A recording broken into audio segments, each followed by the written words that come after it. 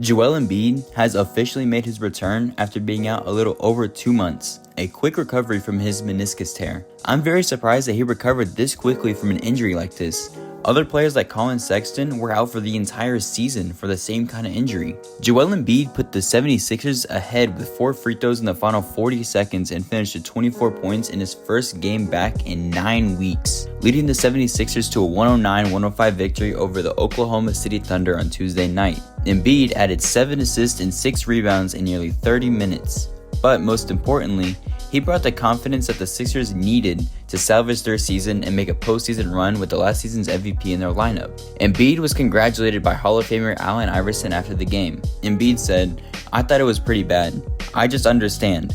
Usually when I come back from these things, I think 30-40 points, whatever it takes to get the win. This time, it's different. It's going to take me a while to get back to myself and really trust myself. As long as we win, I think my biggest impact is just being out there defensively." Embiid sat exhausted on the scorer's table as the final seconds ticked off before going over to Allen Iverson. With the healthy Embiid, the 76ers at least have a better chance to win a series or two in the playoffs. Embiid admitted that the mental recovery process from this injury was as difficult as anything he's gone through in his NBA career. "Usually, when I have injuries, I just tell myself, move on to the next one, get better, and then fix it. But this one took a toll mentally.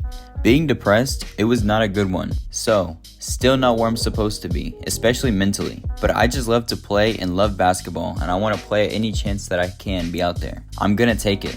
When Embiid was asked what specifically he meant by not being in the right place mentally, he admitted the injury left him feeling a little depressed. It would take Embiid some time to get back to the place he was before he got hurt, when he was averaging over 35 points per game and on pace to score more points than minutes played, something only Wilt Chamberlain has ever done in NBA history. The injury also cost Embiid a chance at defending the MVP he just won last season, as well as a chance to make one of the All-NBA or All-Defensive teams. In his absence, Philadelphia has cratered.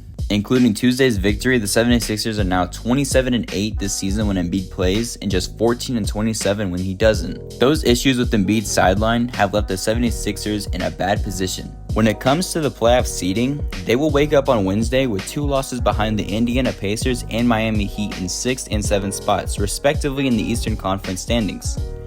But while Philadelphia has a massive game ahead of them in Miami against the Heat on Thursday night, the focus will be on Embiid making it through the first game in over 2 months unscathed. Embiid, who went through his first 5-on-5 full contact practice on Saturday without any issues, was still listed as out on Tuesday's game and as late as 2 hours before tip-off. But just before the 76ers coach Nick Nurse spoke about the media on 5:45 p.m. Eastern Time, a 76ers spokesperson said Embiid has been upgraded to questionable. And after he took the court for his customary workout, a little under an hour before tip-off, he reclaimed his customary spot as the Philadelphia starting center.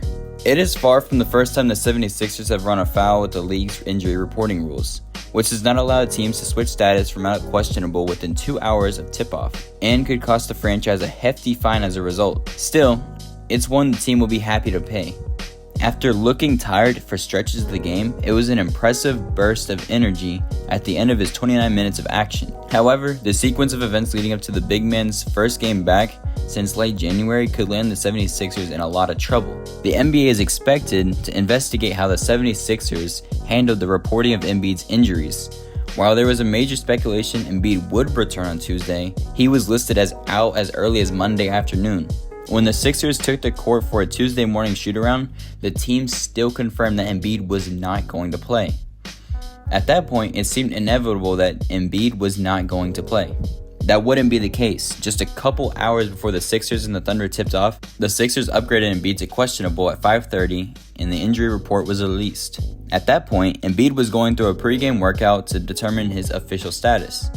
After going through another quick workout shortly after, Embiid ultimately decided his knee was ready for competition.